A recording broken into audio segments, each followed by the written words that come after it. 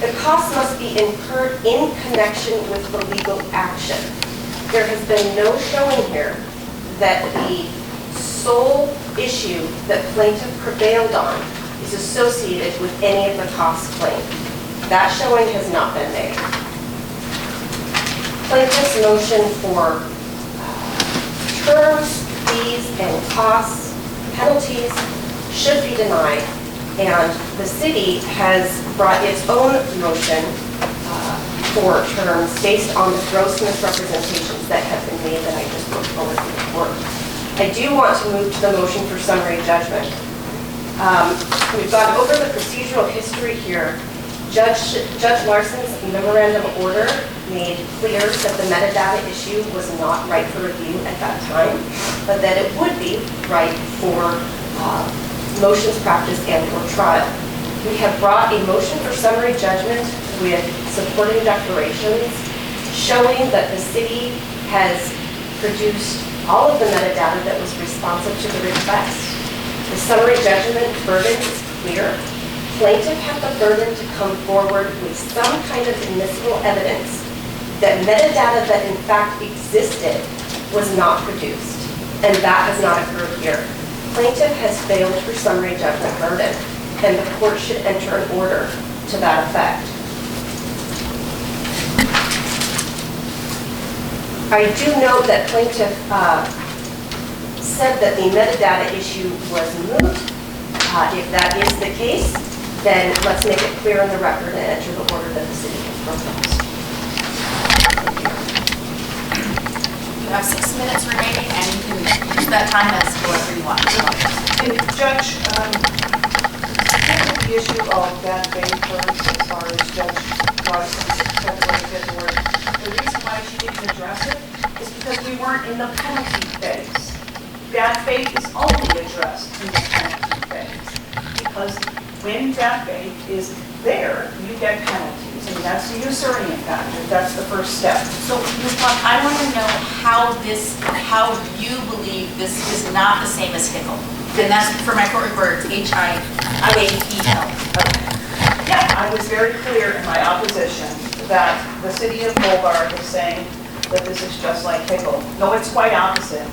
When HICL requested records, he did it on June 22nd, 2015. By September, he was already filing suit. Talking about 3 years.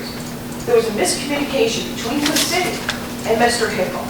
The court reasoned everything and said, look, you're going to get costs, because that is your right to get costs. You get the filing fee, you get the depositions, whatever the case may be. But what happened at that was that he did not make a showing that this was really done in bad faith. It went through the usurian factors, there's nothing there. There was a miscommunication in the HICL case. There's no miscommunication here, Judge. That Joe Beaver's deposition where he's threatening people, he's treating me differently, he's refusing to answer my requests, he's putting them off other people's requests, he's created records months after I requested in 2011, and he's not releasing them until May 2015. He's shelving them. Metadata is clear on the CD. They finally release some records after Judge Wynn says, no, your time is not reasonable. And if you look at Judge Wynn's order, he says that. So that's a misrepresentation to the court. And that is, again, the same misrepresentation that this city keeps making. If you look at Judge Wynn's order, they go in and they ask for terms and conditions and all sorts of things. That is probably at that point where Judge Wynn and Judge Larson has to go in and deal with the terms. We're talking about 4 times at that point. Then they do it again, immediately following, and the motion for reconsideration. Oh, we want terms again. They call me into court because I want to depose people. Oh, we want terms because you won't stop talking to your mayor. We all end up in a lawsuit over it. No, nobody's going to tell me I can't talk to my mayor. And if you're going to keep bringing motion for terms on a public records case where I don't have any burden, that sounds a little bit odd. Especially when, in fact, I've already prevailed on the issue of reasonableness. The city needs to be held to the exact same standards that any other city that violates the Public Records Act is held to. The plaintiff's motion for fees, costs, expenses should be granted. The penalties, you have to go through those usurian factors. Nobody gets refuted. The release on the records, the 2 installments. And that is nice enough breaks down. into grouping instead of away holding, which I clearly could have done. The amount of records that they released immediately following Judge Green's denial of their motion for summary judgment on the first try, released 1,500 PDF files, pages, no metadata attached, and all sorts of ridiculous things. As far as the issue of metadata, the metadata, as far as I'm concerned, is moot. When Judge Larson issued that order, the city didn't appeal. My appeal was denied on interlocutory appeal, and it's not, to me, it doesn't even belong in front of the court. And now we want to talk about a third motion for summary judgment? We got a third motion for summary judgment. I don't know what law school Ms. Butler went to, but after the first motion for summary judgment was denied, that sounds like it's an issue for trial. And that's why we're playing this motion for fees, costs, and expenses and penalties here today. Because we are at a point, at this litigation, where I'm going to start enforcing my rights to the Public Records Act. Thank you. However, in response to that, plaintiff is attempting to relitigate what has already been litigated in this matter. Judge Larson's order is quite clear that metadata was not right for summary judgment at that time. It is right now, and plaintiff concedes, apparently, that this is not an issue for trial. The summary judgment motion should be granted, and I'd like to put on the record that the city did file a precipice correcting the record to reflect that this is the city's third motion for summary judgment, and there is no limit on the amount of summary judgment motions one can bring. These have all been on different issues. And finally, there has been no bad faith finding to date. And the only issue that plaintiff has prevailed on is the first installment, not giving an approximate date of when that release would occur. There is no bad faith that can be found from that. All right, at this point, I am going to deny plaintiff's motion for fees and costs, statutory penalties. I believe that although plaintiff has hung her hat on what Judge Winston and what Judge Larson said, I have read the decisions, including the 7th. I've got the one from Judge Larson, the 19-page one in front of me. I do not believe that those, that Ms. Block is correctly portrayed. Well, I was supplemental, Judge, I'd like to say one last thing. Hang on, I'm going to give you a chance. I'm just explaining why I'm going to deny the motion for fees, costs, and expenses, and statutory penalties. And I'm also going to grant the defendant, City Gold Bar's third motion for summary judgment and dismiss the claim on metadata. Now, if you wanted to... I do want to say something, Judge. At no point in your legal analysis did you go through usury factors, and you were required to by law. I understand your position. I don't believe I need to because I don't know where those factors, but I haven't gotten there. So, third point. I The understand. motion for penalties, fees, costs, and expenses are party usury. They violated the Public Records Act. That was clear by 2 judges prior to you. I believe that, well, I'm not going to say I believe.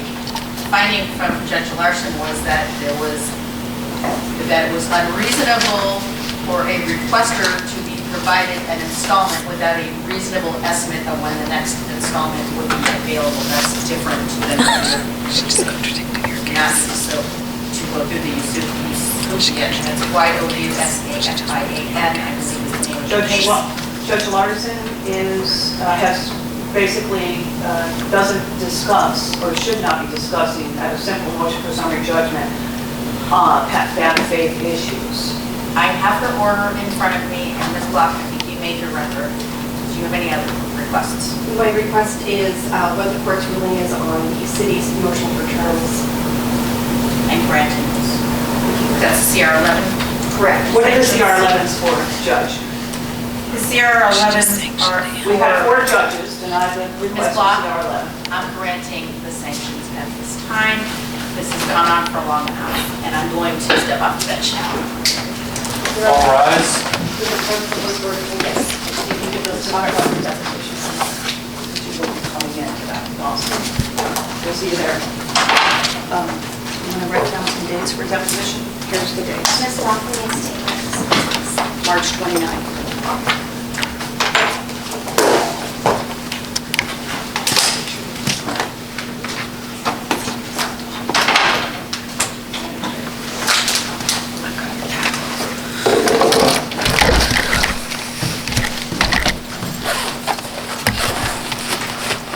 Can I get your card? I give you an email this. Oh, thank you.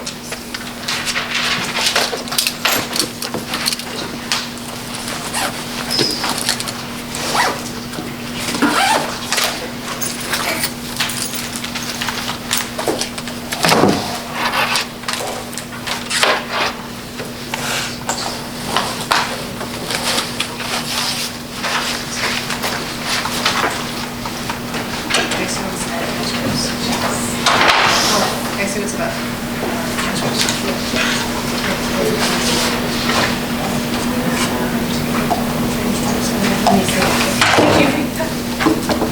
It's McKay, not transcripts. Oh, actually, yeah. Sorry. So email me what you like, also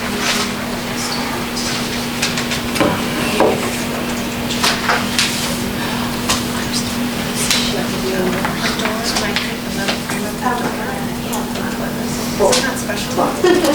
Is this? My husband said that. No, it's just give me Last that I worked on back in 2009. Sorry about the show. Did you actually have Yes.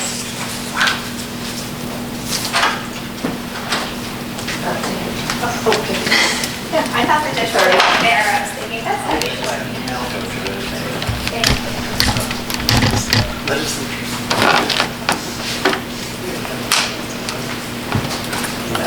Okay. Miss, I'm gonna ask that you go ahead and turn that on. Oh, I'm setting it. I'm doing it right now. You can't order me to do it.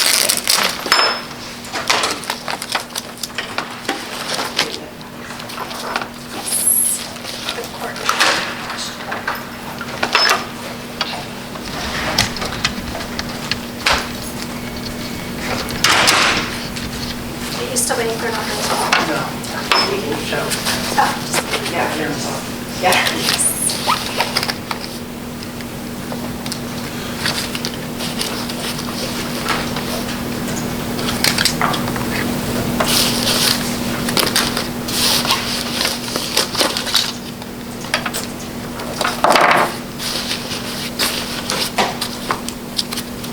Where'd you guys have to drive from?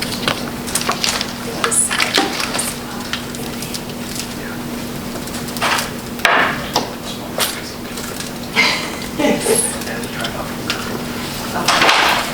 It's like, you guys went on 45, it was like, Yeah. particularly bad. It was actually just really slushy, it was just So we're just plowing in big piles of sludge. It's just I messy. had the snowplow going through our neighborhood. Last night, whatever, so there's one that just got so I didn't have those big things. Burning down slush.